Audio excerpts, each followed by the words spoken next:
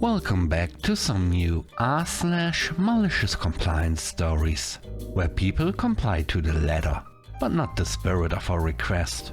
I hope you had a great day. Thanks for all the likes and comments on the last video. And now let's start with the first story. It's called Keep It Simple. I used to have a manager who was obsessed with thoroughness. Every task, every report, every email. His favorite phrase was always, "Be more thorough." At first it was just minor tweaks, but soon it got out of hand.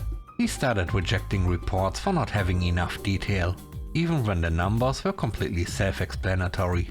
One day I submitted our usual weekly report. Simple, clear, and to the point. He sent it back. Not thorough enough. Resubmit. Alright, if thoroughness is what he wants, then thoroughness is what he'll get. I rewrote the entire report into a 20-page epic and made sure to include a detailed breakdown of every number, with footnotes, a section explaining why negative numbers exist, because math, an entire appendix on the history of our software vendor, a glossary just in case anyone forgot what profit meant, and finally a disclaimer. In case of an unexpected event, these numbers may become irrelevant. I sent it off and waited. A few hours later, I got a one-line response. "This looks good, but next time, keep it simple." The next story is called Too Loud. I live in an apartment complex on the top floor. When I first moved in, I was short on time and had to finish painting my walls late at night, up until 2 AM. The ladder made a bit of noise and my neighbors knocked. Since we were almost done anyway, we decided to call it a night, thinking everything was fine. A month later, I got a letter from the company that owns the building. Disturbance of peace. We received a complaint from your neighbors about construction sounds and the regular use of a washing machine in the middle of the night. Please be mindful and avoid loud noises between 10 PM and 6 AM. I was frustrated because the construction sounds happened once, and I had never used my washing machine in the middle of the night, let alone regularly.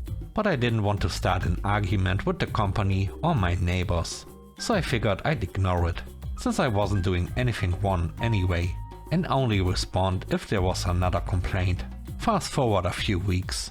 My sister was visiting on a Saturday, and we were watching TV at night, when she accidentally knocked over a glass bottle. Within seconds there were 3 loud, angry knocks coming from below. That really got me. So since I was clearly being too loud, I decided to follow the rules exactly. I started timing my washing machine to finish right at 10 PM and start again exactly at 6 AM, especially on Sundays. Normally I would do my laundry around 5 PM, but I had a change of heart. Now if my washing machine wakes them up at 6 AM on the weekend, well, I'm just following the rules, and there's nothing they can do about it. The third story is called Professionals.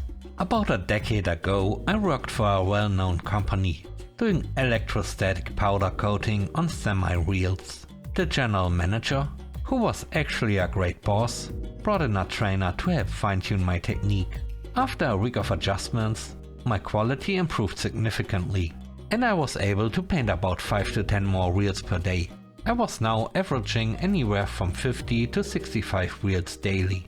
I used those same settings for almost a year, until the GM started making changes. One day I received a batch of reels from a trash company, covered in dried mud.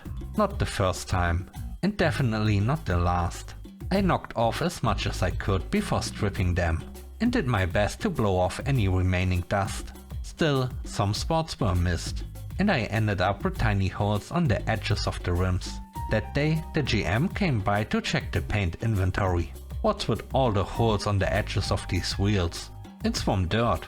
I didn't get all of it off when I cleaned the wheels. Dirt doesn't cause this. I think your settings are the issue. I'm telling you, it's dirt. Every time we get these wheels in with dried mud, this happens. Dirt doesn't cause this. I have some people come in to check it out. Fast forward a week, and the GM showed up in the morning with about 4 other people. These professionals are going to adjust the machines, so we don't have any more issues. I told you, it was dirt. The professionals will set the correct settings, and you will not change them. If you do, you'll get written up. This is not up for discussion. Message received, loud and clear. Since my powder gun had multiple presets, I asked the professional to save the new settings on a separate one. The next day I noticed the wheels I painted were turning yellow. I also saw that the paint was very thin in certain spots. Turns out the new settings caused a positive charge to blast powdered paint away from the wheels. A few days later, the GM returned, saw all my right wheels turning yellow, and asked what was going on.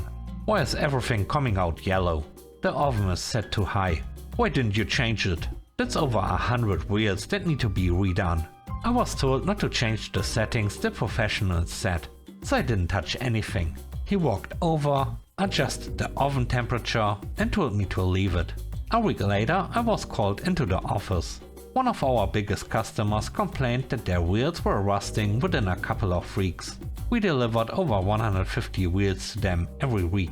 What is going on here? The paint is too thin and the customer is unhappy. Do I need to call the professionals back in? It wouldn't change much, since I haven't touched anything on the machines since they last adjusted them. Just fix it. I don't care what you do. Just fix it. After that he never questioned me again when it came to powder coating. The last story is called Lowest Price Policy. Back before cell phones and TSA checkpoints, I was working as an administrative assistant. Ray was my department head, and he had a great sense of humor. When I was hired, Ray made sure I understood that even though I handled some office-wide tasks, he was my boss. Clint, on the other hand, managed another department in our office. Flying between our main office and a satellite office for short trips was common for both departments, and I was in charge of making standard pre-approved travel arrangements. If someone needed to change their plans unexpectedly, they were supposed to handle it themselves. Clint, however, seemed to struggle with that concept. At some point, Clint decided he wanted to cut travel costs. His new policy? Lowest possible fare, lowest possible rate for his department. That meant the cheapest flights, hotels and rental cars, no matter the inconvenience. The lowest fares were always the 5 AM outbound flights and 11 PM returns. But Clint didn't care.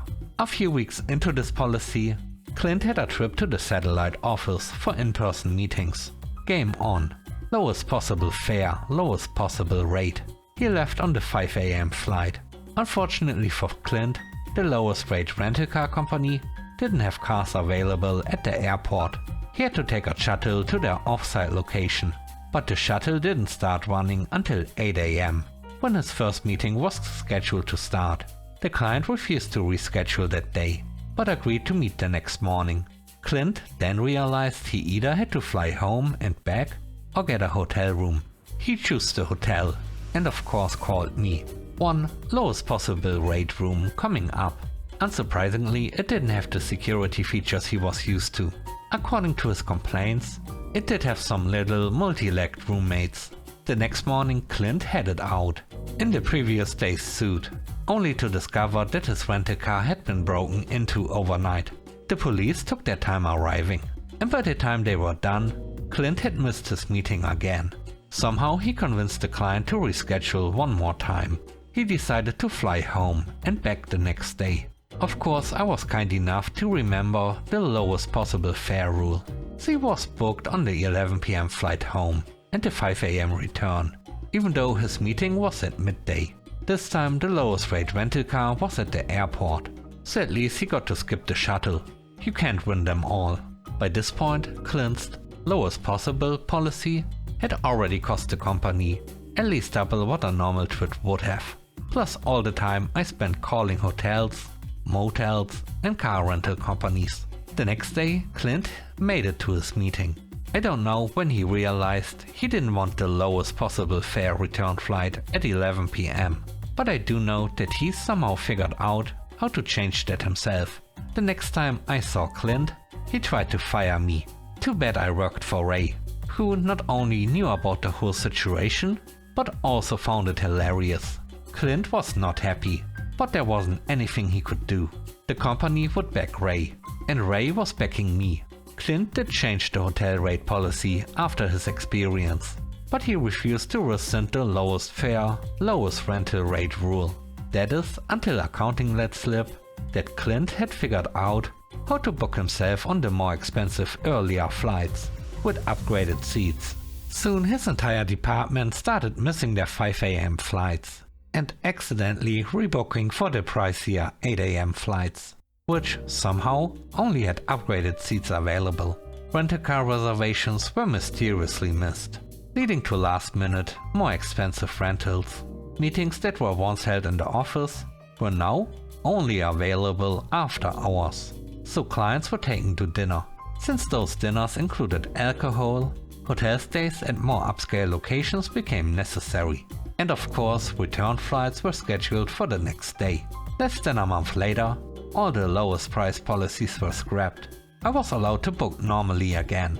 And just like that, the missed flights, upgraded seats, and fancy hotels disappeared. The dinner meetings remained, but they slowed down significantly. When I left, Clint's reputation still hadn't recovered. Thanks for watching the video to the end. I hope you enjoyed it. If you did, please don't forget to leave a like, comment and subscribe. And if you have time, watch another one of my videos. Also, if you want to support me further, check out the channel membership or Patreon. And now, I hope you have a great day. See you soon. Bye bye.